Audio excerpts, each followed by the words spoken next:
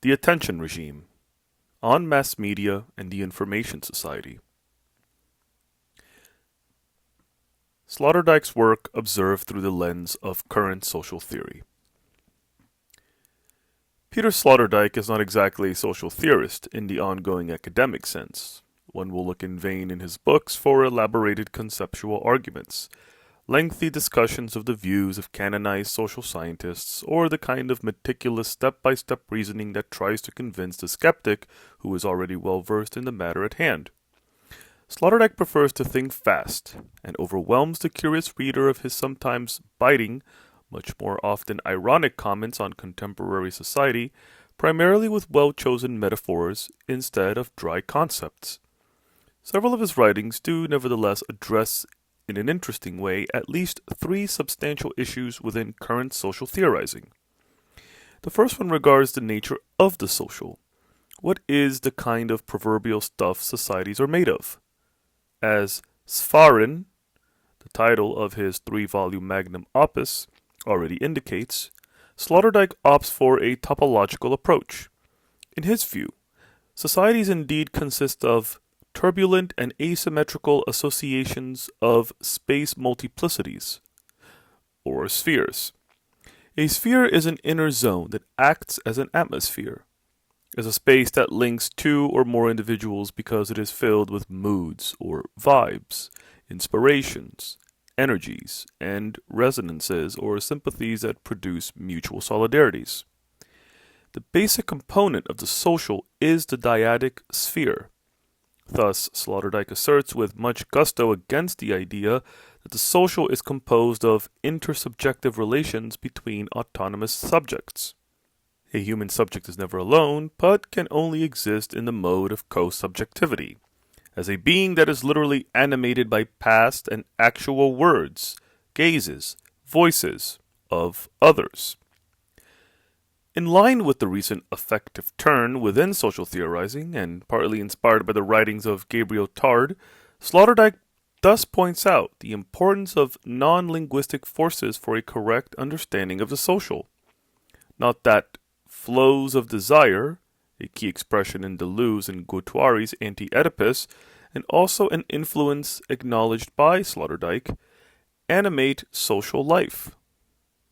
Sloterdijk rather advocates a social energetic view, an approach that tries to understand the phenomenon of human togetherness, primarily in terms of shared energies, or immaterial forces that act upon the participants in social relations and produce various communities of resonance.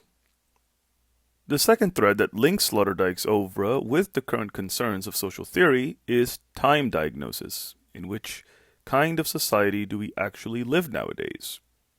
Sloterdijk has published A Philosophical Theory of Globalization, yet the most stimulating parts of his many considerations on contemporary society touch upon the process of individualization, or more generally, contemporary individualism. Ulrich Beck may claim to have been the first sociologist who managed to go beyond the cliches about an ego-centered lifestyle in his book Risk Society, originally published in German in 1986, and meanwhile a quasi-classic within sociology that has spawned a myriad of critical comments, diverting appropriations and empirical operationalizations. In Spharin 3, which mainly focuses on the contemporary conditions of living in the better-off West, Sloterdijk presents his own version of the idea that individual autonomy is no longer a philosophical ideal, but a widespread reality. Individualism emerges when people make their self-description themselves. So when they start to claim the copyright of their own histories and opinions. Thus he asserts in the small interview book Speltfrust, Self-Examination, and he goes on with stating that this novel individualism has meanwhile been complemented with design individualism. We now also claim the right on our image of appearance. Contemporary individualism also gives a specific twist to the basic fact that every subject is a co-subject. The individualized ego doubles itself into an actual self and a virtual or potential self, which results in an endless dialogue between, to paraphrase Goethe's famous saying in Faust, the two souls inhabiting one's breast.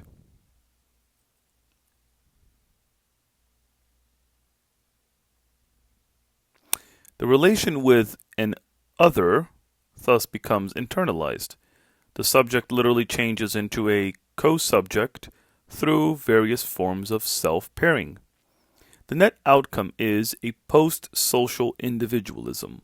Society nowadays needs individuals who are themselves always in lesser need of society.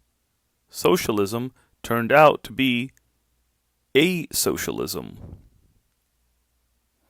Sloterdijk often uses the metaphor of apartment individualism, which he particularly discusses at length in Spherological 3, in order to evoke a social reality in which we only share walls that separate well-equipped egospheres from each other.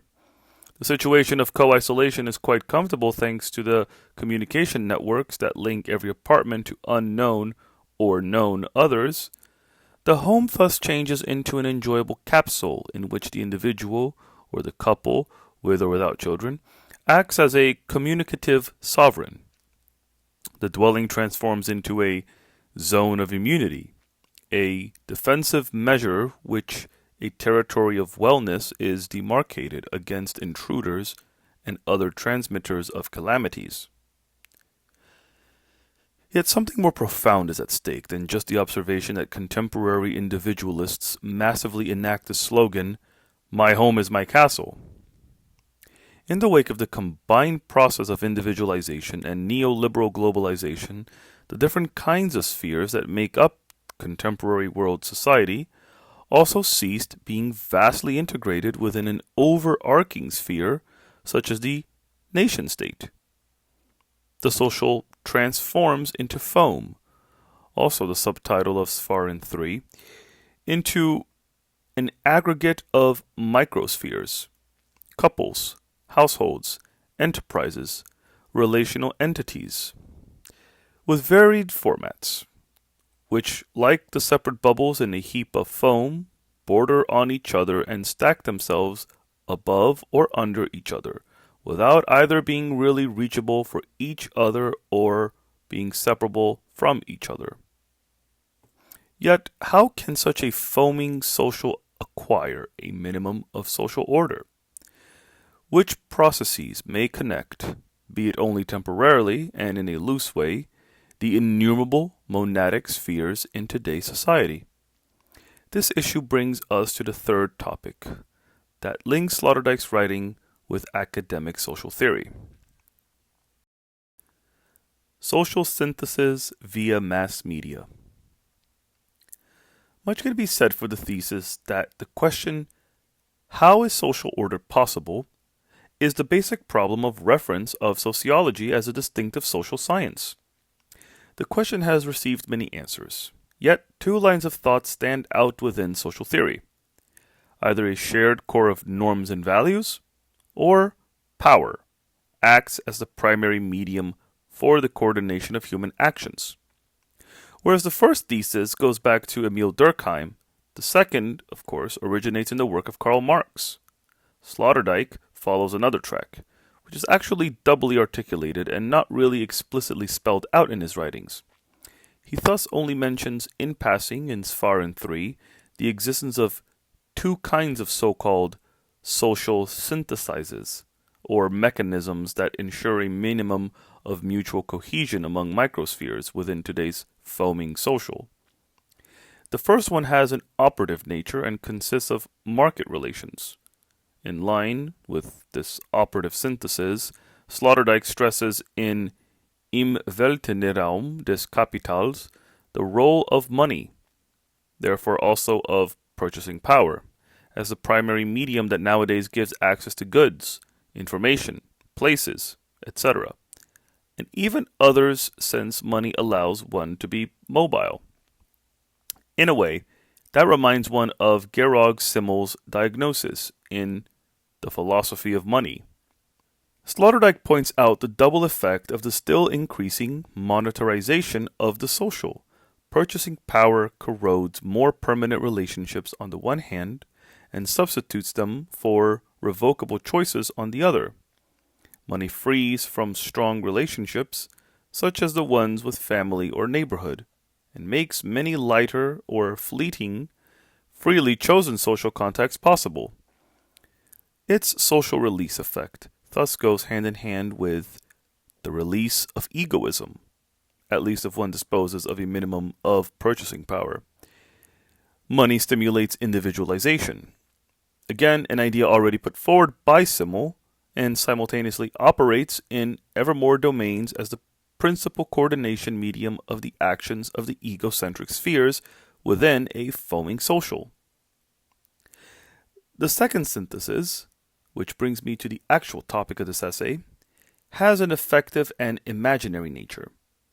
The modern mass media, particularly television and more contemporary internet-based media such as YouTube, produce a constantly renewed and highly fleeting cohesion effect through the production of common news themes, omnipresent celebrities, or various kinds of fads and foibles.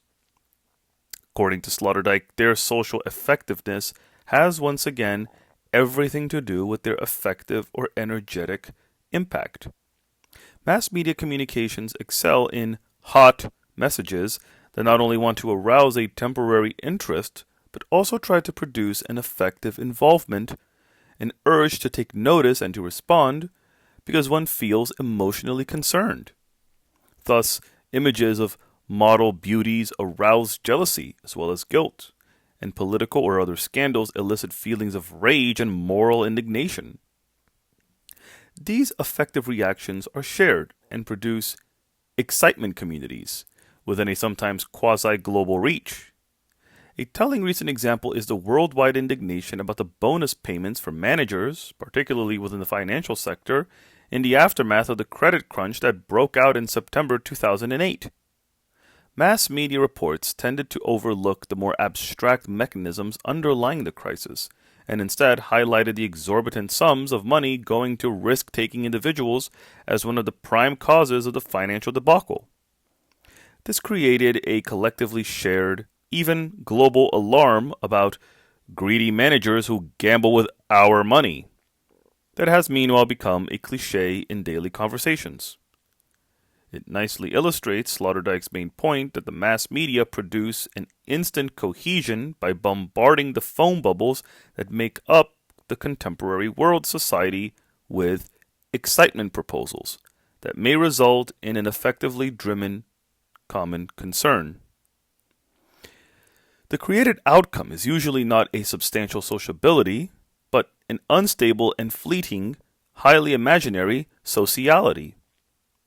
We feel indignant about high bonuses, yet this we lacks long-term organization and has primarily the form of a temporary public opinion that for some time puts a vague pressure on politicians to address it.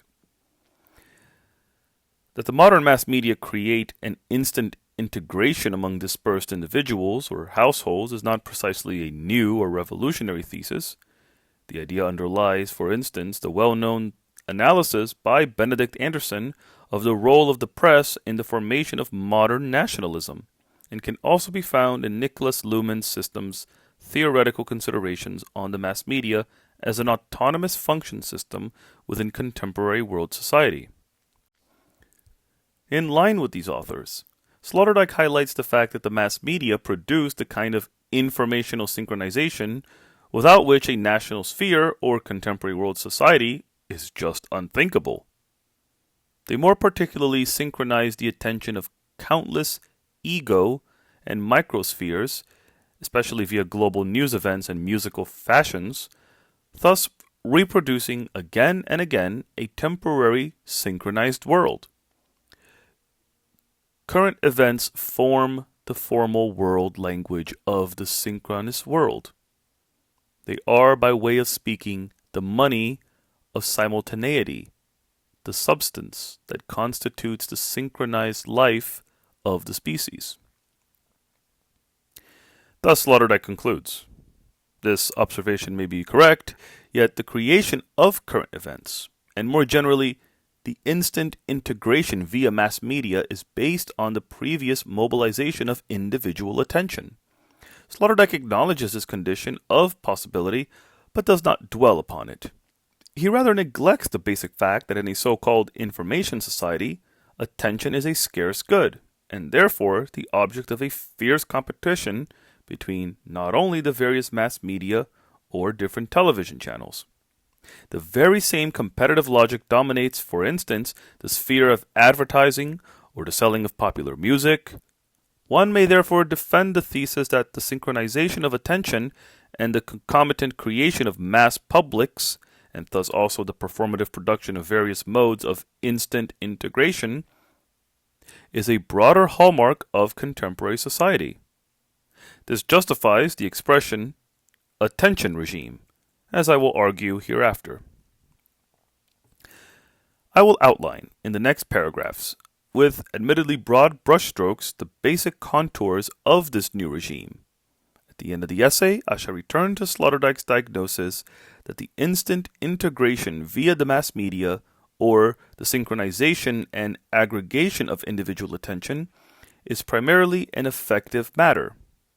In the concluding coda, I will comment upon Sloterdijk's more critical statements on the overwhelming social power of contemporary mass media, and put into perspective the previously presented diagnosis of the contemporary attention regime.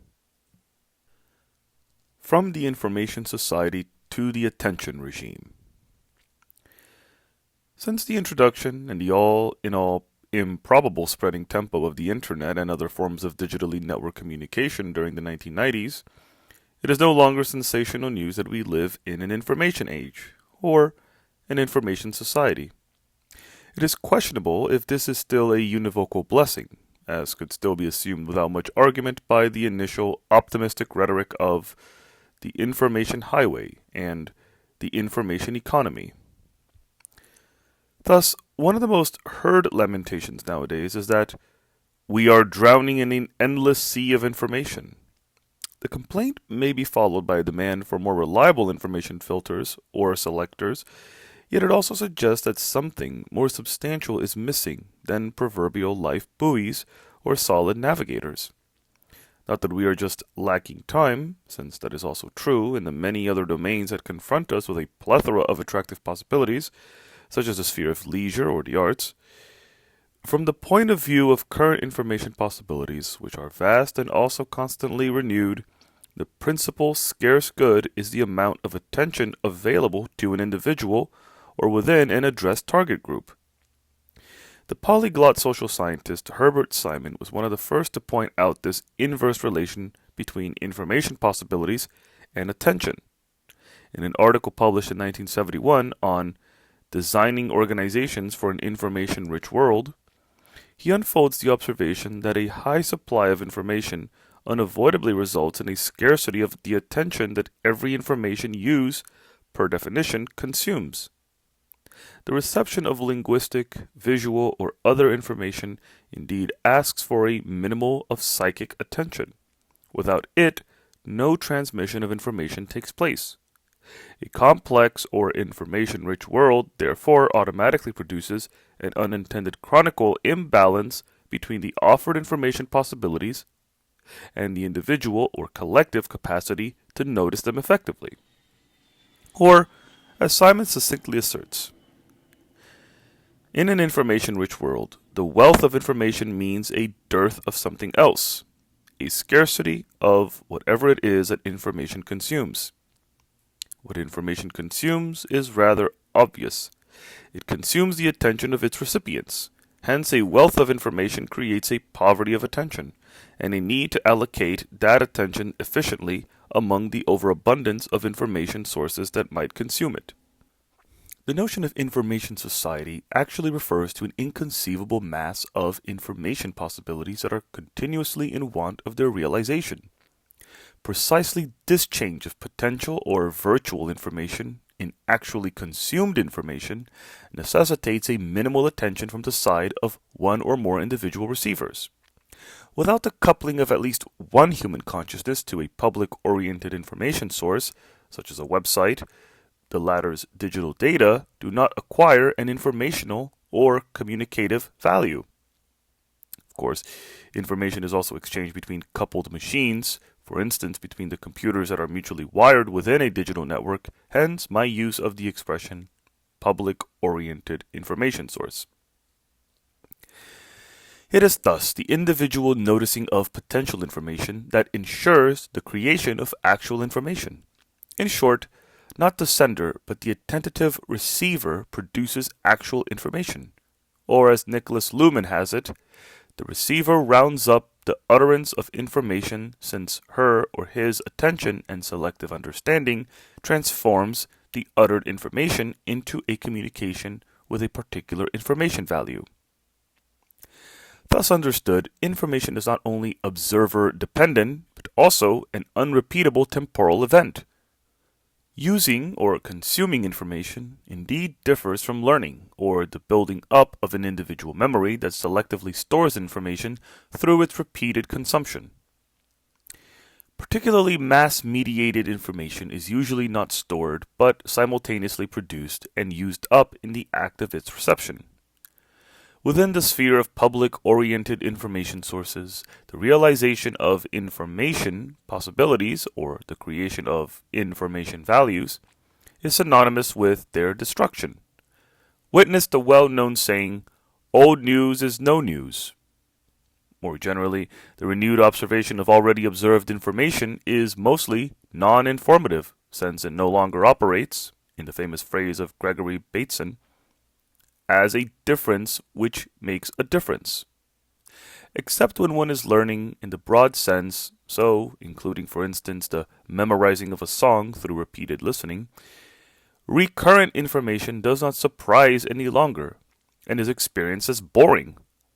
This rule of thumb, which knows of course quite some exceptions, explains the steadily, even restless manufacture of new information possibilities within and outside the sphere of mass media. It is indeed a defining paradox of contemporary information society that it produces a structural surplus of potential information and a massive amount of idle information possibilities. Yet, simultaneously renews this excess in order to reproduce and sustain the attention given by the actual users of television channels, blogs, and other websites, YouTube, Facebook messages, and so on. The mass of continuously innovated information possibilities circulating within the contemporary world society do obviously not form a homogeneous block. The supply is segmented, with every segment addressing particular target groups. To a certain extent, this reduces the complexity of potential information, yet without much real avail. Within every target group, the available amount of information sources and possibilities also largely exceeds at every moment the momentarily available amount of attention. The information society is therefore differentiated in countless big and small markets on which information providers actively fish for attention. Perceptivity is the primary scarce good within an information society, as we have already observed, and scarcity equals economy and struggle. This has led several authors, such as Georg Frank and Richard Laermans, to speak of an attention economy.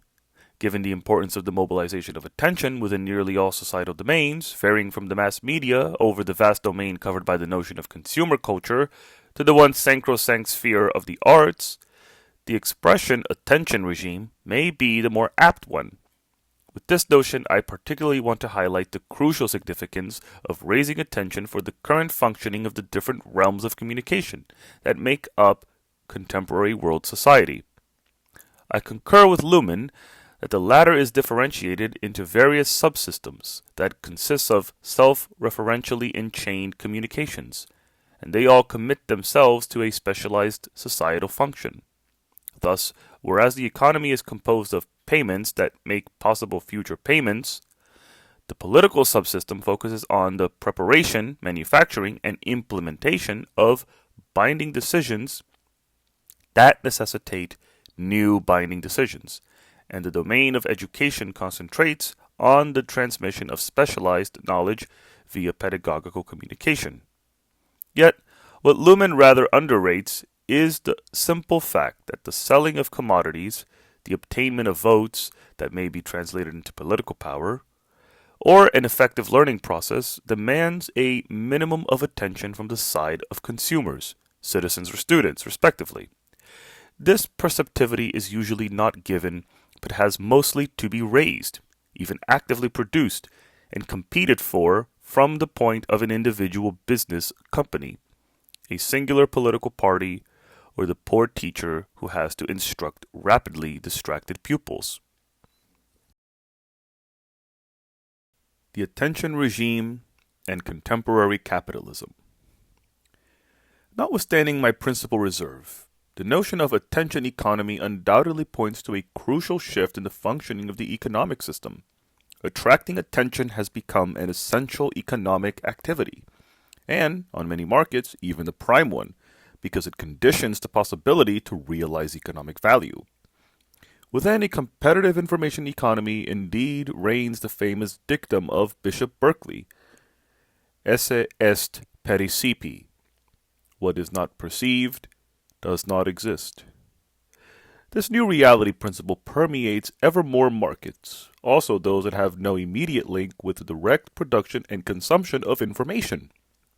On most consumer markets for material goods, the attraction of a minimum of attention by means of captivating information on the offered commodities has meanwhile become a basic condition for the cashing in of their value.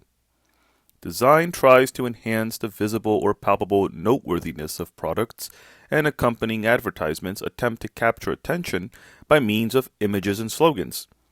According to Jean Baudrillard, design and advertising are the prime media of a sign value that has outstripped the use or exchange value of commodities. We do not consume predominantly useful goods, but coded semantic differences, or the surplus in meaning that design and advertising associate with commodities according to the codes of social standing, youthfulness, authenticity, personality. The arbitrary character of the produced associations, and more generally of every sign value, is openly affirmed, but without much critical effect. Quite the contrary, in the promotion of empty brand names or logos as status signs. This diagnosis sounds plausible, even quite convincing. Yet Baudrillard's analysis is incomplete. Design, and particularly advertising, transform commodities into meaningful goods or object signs, thus changing them into carriers of information. This information is a simultaneously necessary and risky process within the context of an information society. The effective realization of the created information potential, and thus also of the coded sign value, depends on a minimum of attention. But precisely perceptivity is, as said, a scarce resource. Advertisements therefore either have to raise attention for themselves or hold an already given volume of attentiveness, for instance, in between two TV programs. They demand attention by being noteworthy in order to focus it on the recommended product, with the risk that the striking advertisement is consumed for itself and the advertised product remains rather unnoticed in the interest for the entertaining information value of an image, storyline, or slogan. It is nevertheless a risk one currently has to take. In a simultaneously capitalist and information-rich environment, psychic attention is literally valuable because it is an increasingly unavoidable relay in the process of economic value production and realization. Georg Frank therefore puts forward the thesis that we live in a mental capitalism, a notion that fits the idea that in a so-called creative or post-Fordist economy, immaterial or informational labor has become a prime productive force. Frank's expression is evidently a rather essayistic and catchy metaphor that does not mean to correct the more rigorous conceptual analysis in Karl Marx's Capital. Yet the basic idea that the captivation, aggregation, and modulation of attention characterizes contemporary capitalism is in line with the global economic diagnosis that Michael Hart and Antonio Negri have unfolded in the trilogy Empire, Multitude and Commonwealth. Contemporary world capitalism has, in their view, an intrinsic biopolitical nature because it mobilizes within the spheres of production and consumption the capacities that define human life, or bios. Thus, within the domain of production, the generic faculties that are constitutive for individual living as well as for living together are the primary sources of immaterial labor. Human beings have the capacity to communicate and to cooperate, to think and to imagine, to affect and to be affected. Precisely these powers are put to work through the collaborative production of, for instance, software programs, games, movies, pop songs, fashionable clothes, or advertisements. An immaterial laborer thus makes use of the faculties that she or he has predominantly learned to deploy outside the sphere of labor in and through his own individual and social life. She or he brings in a so-called human capital that is synonymous with his or her way of being, his or her particular way of practicing generic capacities that are constitutive for every being human as such.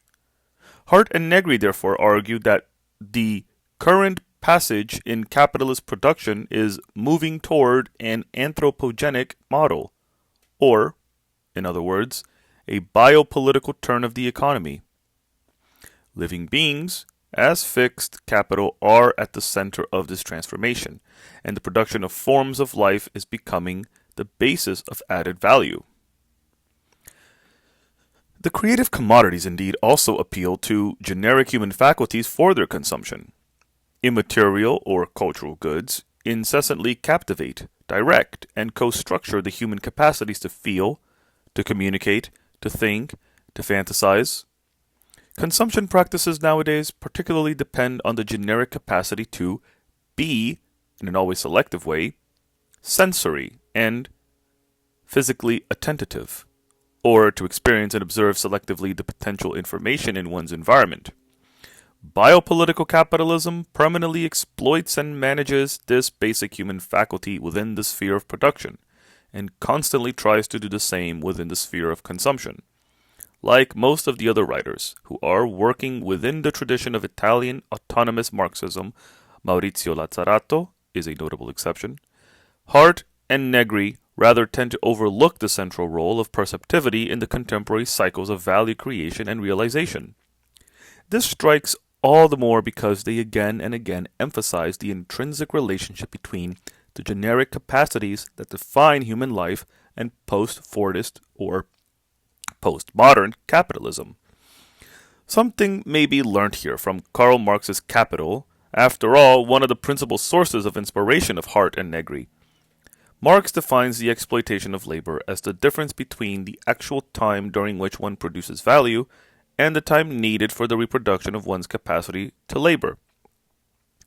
Contemporary capitalism, particularly mass media, also exploits the free time during which our attention is neither concentrated on certain tasks at hand for which we are paid, nor coupled to activities that are undertaken in order to reproduce one's labor potential.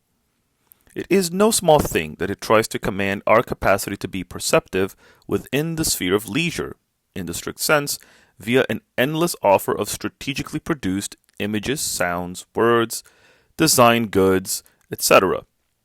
Quite the contrary, since giving one's attention to this image and not that sound is giving up a slice of lifetime during which one could have been attentive to something else.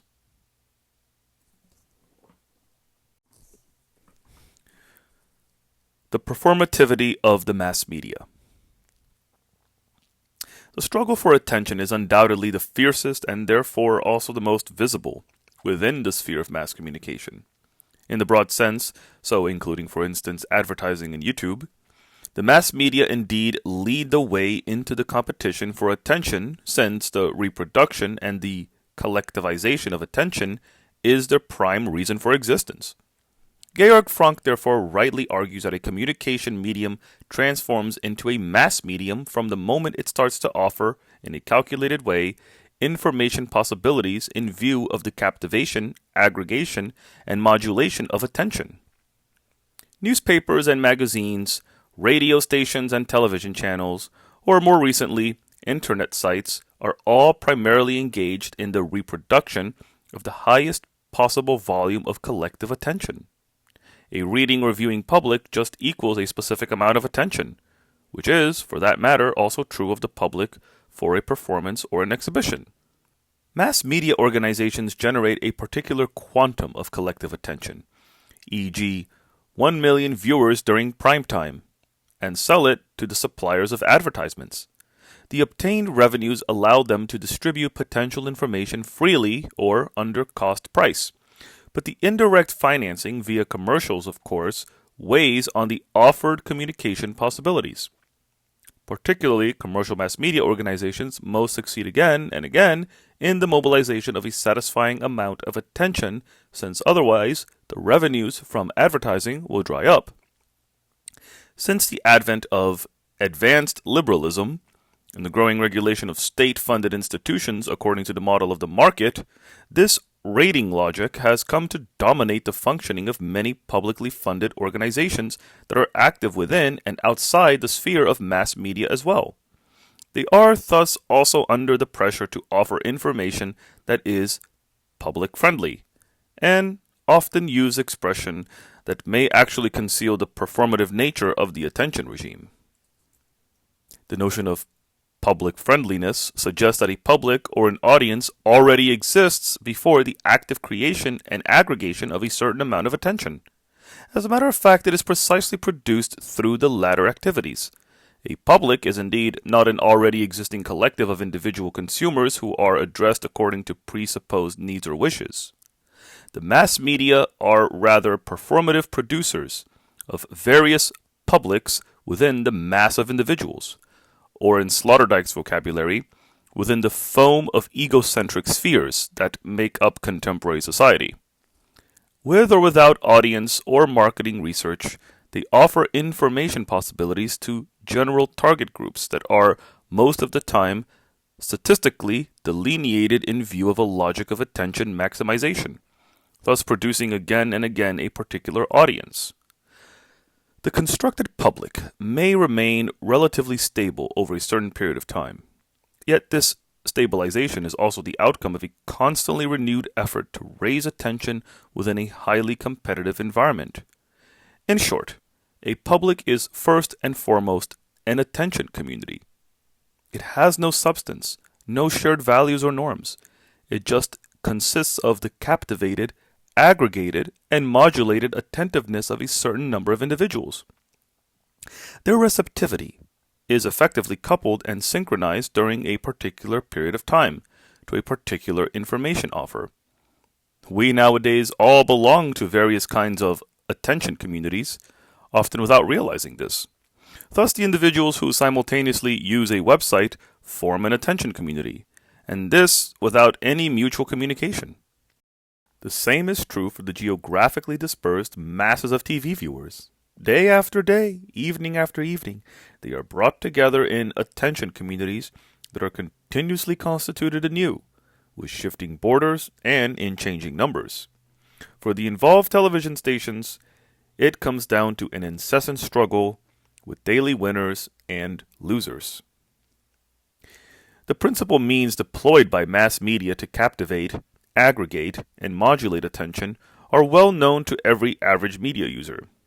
Thus, whereas news reports tend to focus on bad news or social, political, environmental, and other problems, soaps or movies excel in the dramatization of social relations from an emotional point of view.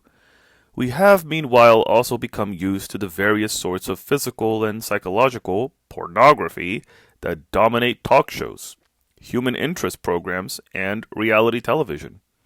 As Sloterdijk rightly points out, the underlying general logic has an effective nature. Mass media primarily try to raise and reproduce individual attention by presenting information possibilities that attempt to engage the potential user emotionally, since an effective engagement enhances the chance that the consumer will keep on watching, listening, or reading. As a consequence, the way of addressing the potential user seems often as important, if not more decisive, than the offered content. Style matters more than substance. Thus, Laermans argues, The devices that regulate attention are stylistic devices. Attracting attention is what style is all about. If attention is now at the center of the economy rather than stuff, then so is style. This actually comes down to a primacy of rhetoric. Concomitantly, the continuous reproduction of an imperative meta-message within the sphere of mass media. The majority of potential information is indeed double-coded. There is the virtual message that is waiting for its actualization thanks to an attentive eye and or ear, or more generally, a perceptive body and consciousness. And there is the way it is uttered, or stylized, containing the meta-message or the imperative, look, or hear, read, use me. The imperative is an injunction that tries to overcome, with rhetorical means, the everlasting possibility that the offered information possibility remains unnoticed and thus unrealized. The sphere of the mass media also illustrates, in an exemplary way, the self-reflexive functioning of the attention regime. Reflexivity, thus Luhmann has pointed out, is not the privilege of human consciousness, which produces thoughts on thoughts in the state of self-consciousness. In a more general meaning that Luhmann advocates, the notion of reflexivity refers to every kind of operation in which a practice is applied on that very same practice, such as the control of controllers, decision-making on decision-making, or the instruction of instructors. Reflexive attention is thus the attention for attention, the noticing of what is noticed. This mechanism of reflexive or second-order attention vastly regulates the use of, for instance, YouTube, and also structures the functioning of search engines like Google. The item list one obtains after typing in a search term is composed according to the number of hits for every mentioned site. Yet a more general societal effect is at stake, particularly within the sphere of mass media communication. Information that succeeds in mobilizing quite some attention indeed tends to get further attention in daily communication as well from the side of information users or consumers. In short, there exists a marked tendency to give attention to what has already been given attention. What already mobilizes attention has a serious chance to further mobilize attention. Comparable to fashions, which are actually a subcategory of it, collective attention thus particularly functions in a self-fulfilling and self-propelling way. There is yet a necessary relay, i.e., information on what effectively attracts attention. This kind of information comes in many forms. Hit parades and other charts of what is popular, fashion reports and various sorts of coverage of successful products, or the more individualized waves of drawing to the attention of one's friend what still other friends have been calling attention to within digital social networks. The overall function of reflexive attention is immediately clear. It acts as a selection mechanism, or filter, within an information-rich information. Not the least for the snob who does not want to be swayed by the issues of the day. Both the attention conformist and the attention snob, or the trend follower and the trend critic, are keen on information that takes the temperature of collective attention. The steady rise of lifestyle information since the 1980s is a good indicator for the current importance of second-order attention within mass media, since the genre primarily informs about what is in and what is out. It thus contributes to the overflows of potential information on what already gets much attention. Witness contemporary celebrity culture. The chronic, agitating, hysteria-producing mass communication.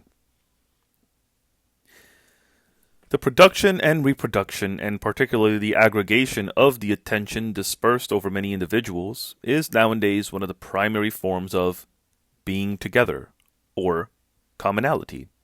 Day after day, we share with countless unknown others the attention for the same TV program, the same kind of music, the same YouTube images, and also for what is already collectively noticed.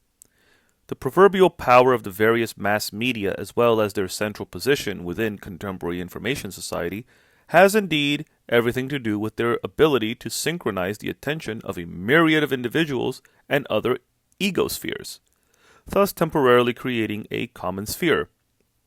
Mass media act as social synthesizers, as producers of a temporary, unstable, fleeing social integration via the production of current news events, clothing fashions, popular music trends, or transnational celebrity information.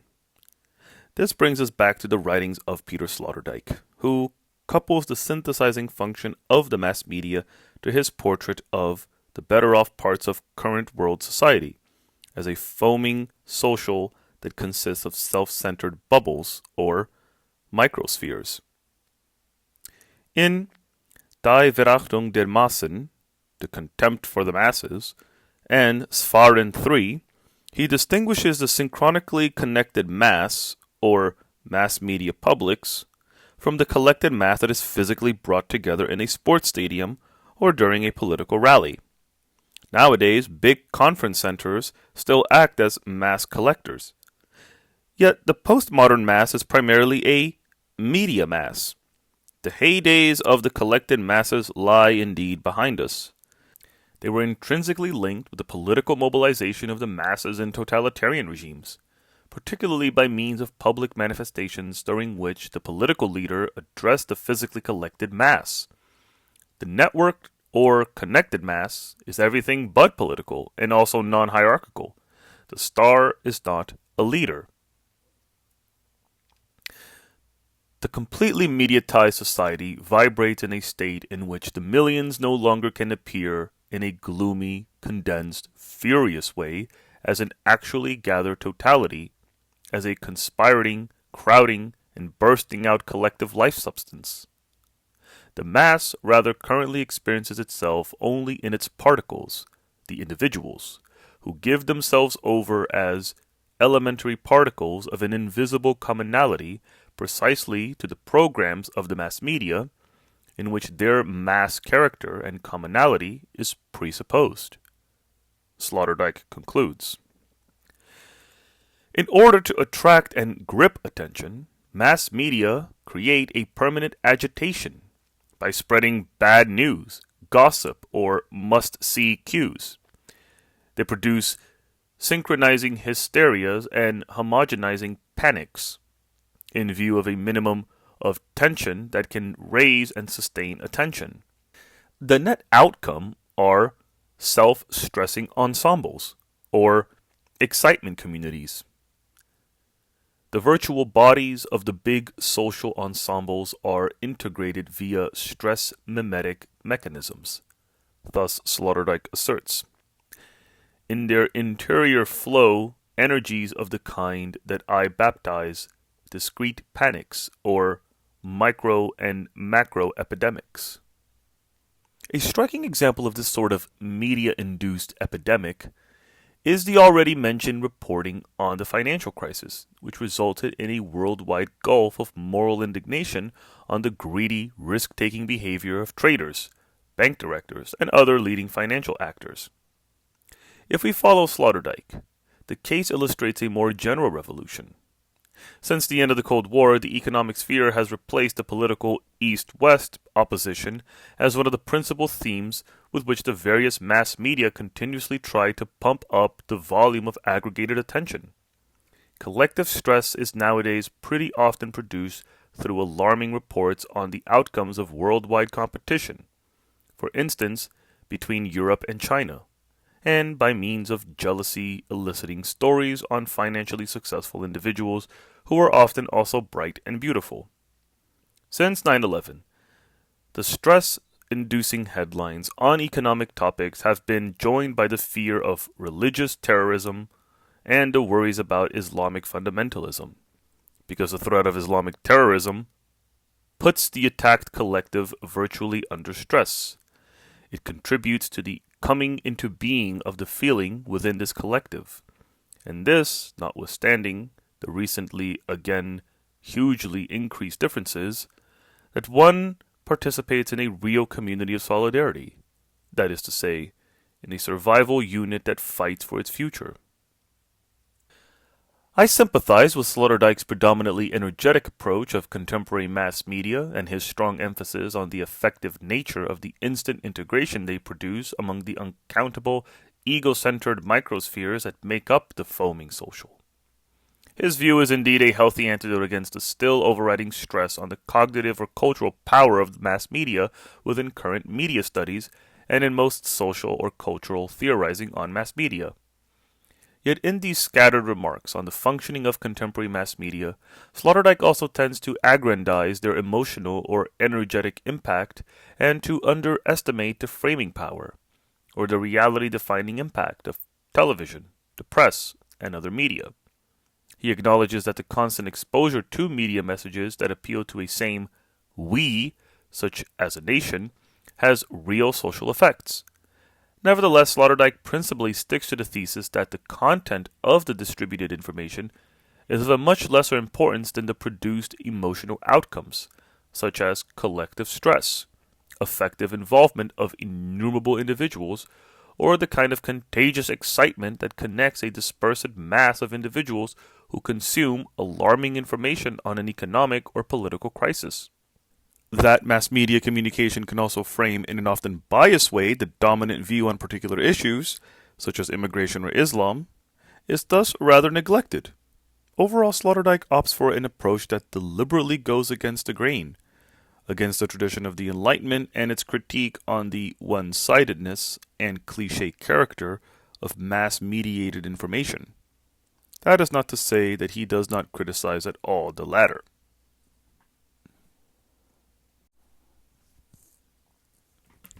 Coda. From mass media to mass movements. 2 points stand out in Sloterdijk's more critical remarks on the current functioning of the mass media. The first one regards their already circumstantially discussed role as captivators, aggregators, and modulators of attention. As social synthesizers, mass media not only confiscate lifetime and the generic human capacity for receptivity, but also attack in a genuine way the central imaginary pillar of modern culture, namely, the idea of individual autonomy. Mass media indeed transform their users into passive conductors of collective stimuli and of effective energy flows that induce self-confusion and elicit the emotional urge to participate in common fashions and opinion movements. To affirm one's sovereignty as an individual, thus Sloterdijk concludes, is nowadays synonymous with the capacity to distance oneself from the continuous stress or excitement created by mass media. We can, of course, not withdraw completely from mass media communication, but we may learn to become relatively immune for its effective impact.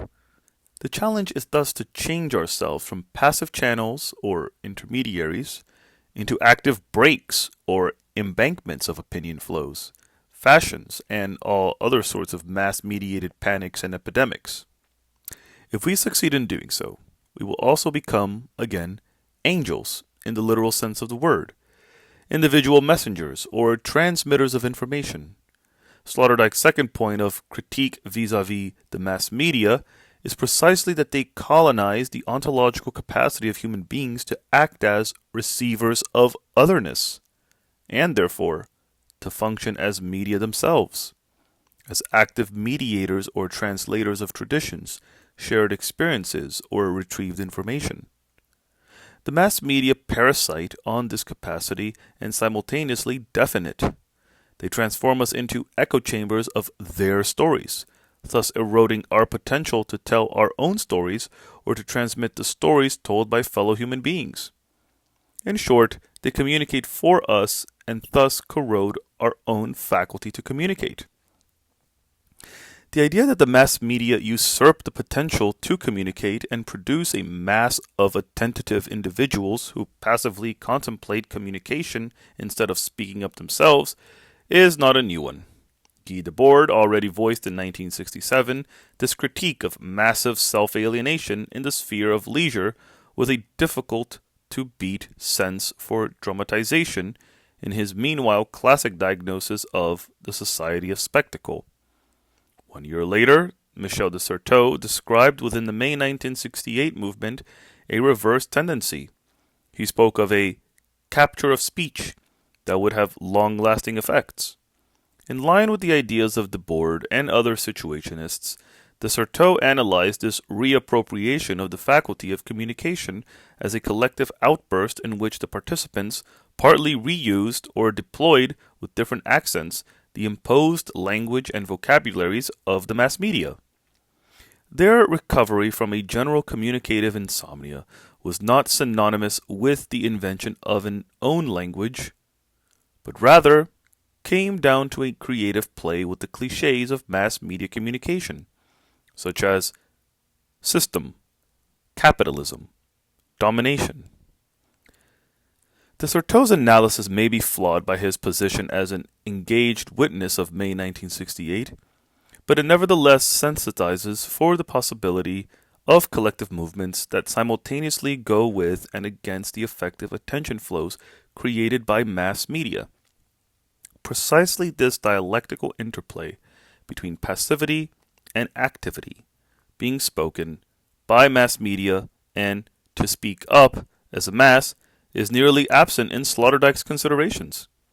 He does not really discuss the possibility that genuine mass movements, which gather physically, may not only become the subject of mass media communication, but are nowadays also often co-constituted by the mobilizing effects of the mass-mediated synchronization of attention for particular issues. In short, Sloterdijk rather neglects the eventual dialectic between connected and collected masses. He shares this blind spot with the many academic social theorists who also depict contemporary society as consisting of a mass of individuals who have nothing in common, as foam made up of co-isolated bubbles. Much can be said for this diagnosis, which also substantially informed my above considerations on the contemporary attention regime. It is nevertheless a one-sided picture if one does not take into account the possibility of mass movements which are simultaneously induced by and critically commented upon in mass media communication. This dialectic played, for instance, an important role in the ultra-globalization movement that emerged towards the end of the 1990s, and is today still a political force, albeit a fragmented one. It is just one example of a more general possibility worth thinking through. Every now and then, the mass media not just synchronize the attention of individuals, but contribute to their capacity to speak as a temporarily organized mass, as an actively foaming social.